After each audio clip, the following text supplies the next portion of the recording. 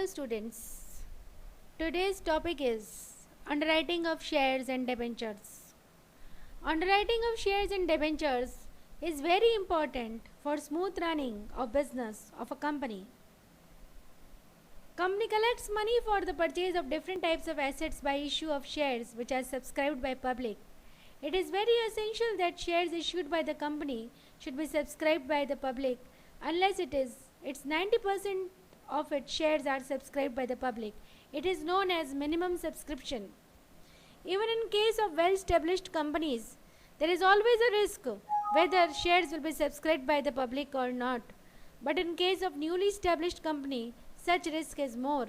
In such a situation, it is required that some person or group of persons agree to bear such risk and undertake that in case shares are not subscribed by the public, they will purchase the shares. Persons bearing such risk are known as underwriters. An agreement for it is known as underwriting agreement. There is no provision in the Companies Act 2013 requiring Register of Companies to issue a certificate of commencement of business. If such agreement is not there and shares are undersubscribed, company will not be issued certificate of commencement of business and whole efforts of promoters will go in vain. If a company is issuing shares or debentures to expand its business, then also there is a risk whether public will subscribe for its shares and debentures or not. In such a situation, there is no risk as in case of new company regarding certificate of commencement of business, but company will not be in a position to implement its projects. So, whenever a company is issuing shares or debentures, it is better to go for underwriting agreement. Underwriting of shares and debentures is a very risky venture, as if such shares or debentures are not subscribed by the public, underwriters are bound to purchase these shares. Sometimes one person is not so competent to bear such risk, so group of persons or some company may agree to bear such risk. It is also in the interest of the company because whole of the risk is taken by one person, and if such person fails to meet his commitment, company will suffer huge losses. Now, who are underwriters? Underwriters are those persons who provide guarantee for subscription of shares and debentures. Underwriter may be a person, group of persons, firm or company. Whenever a prospectus is issued for shares or debentures, name of underwriters is mentioned in it. Prospectus is a booklet which is legally required to provide necessary information to investors whenever shares or debentures are issued.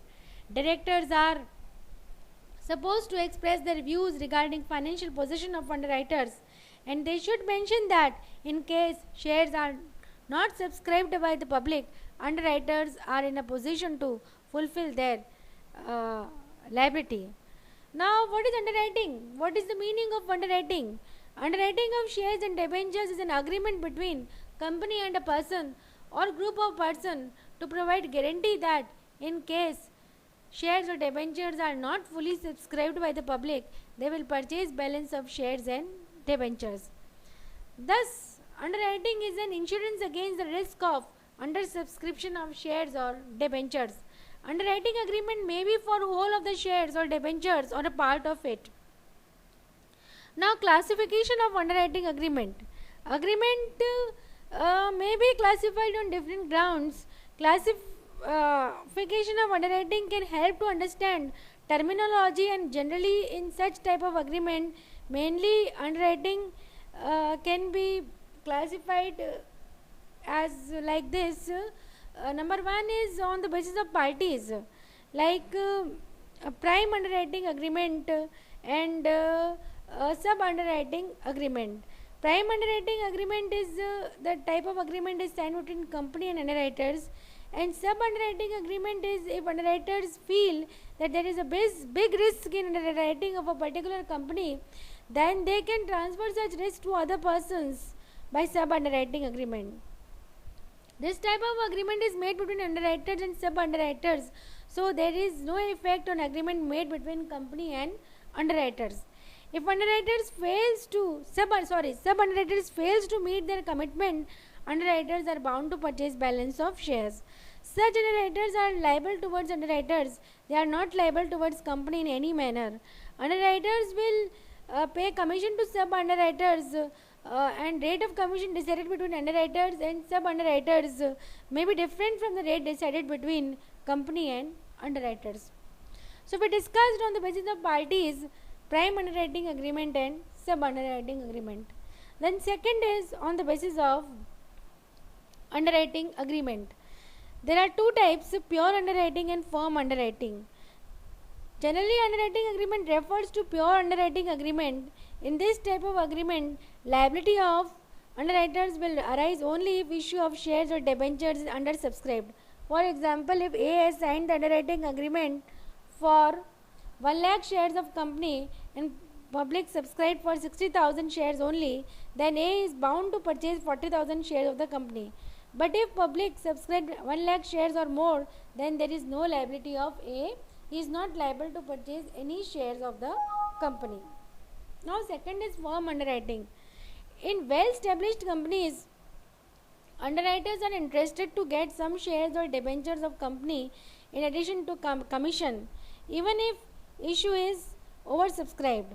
Underwriters can apply for shares even if there is no firm underwriting, but in that case they may or may not get shares, because in case of oversubscriptions, shares are allotted by lottery system.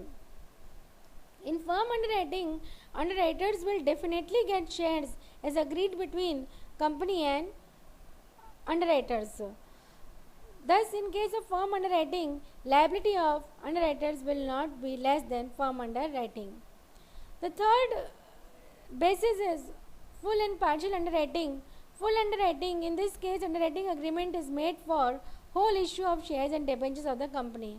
And in case of partial underwriting, they are making agreement for part of issue of shares and debentures. Then on the basis of fourth is on the basis of one or more underwriters. Underwriting of shares is risky venture, so either one underwriter or more than one underwriter can sign underwriting agreement. As far as total liability of underwriters is concerned, it is same in both cases, but in case underwriters are more than one, liability of each underwriter is also determined. Then fifth is on the basis of commission. Underwriting agreement where commission is paid in cash, and underwriting agreement where commission is paid in the form of shares or debentures. The mode of payment can be different.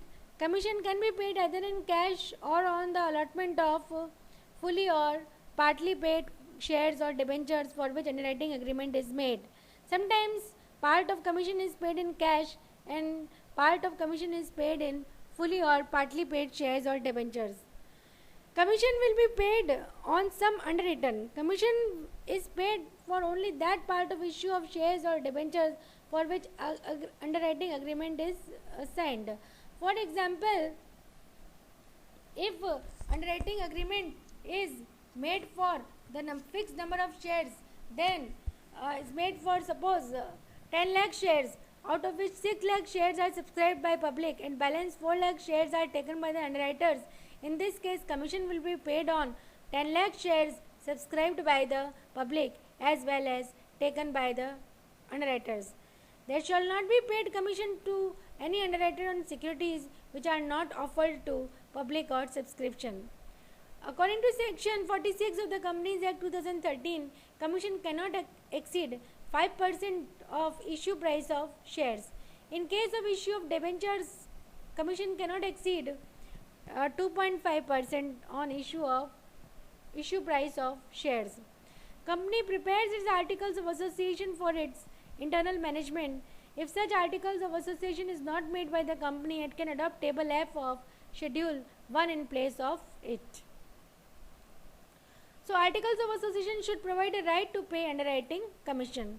Underwriting commission cannot exceed the rate mentioned in articles of association. Company cannot increase rate of commission by making any provision in articles of association. So this is all for underwriting of shares. I hope you all understood. Thank you for this class.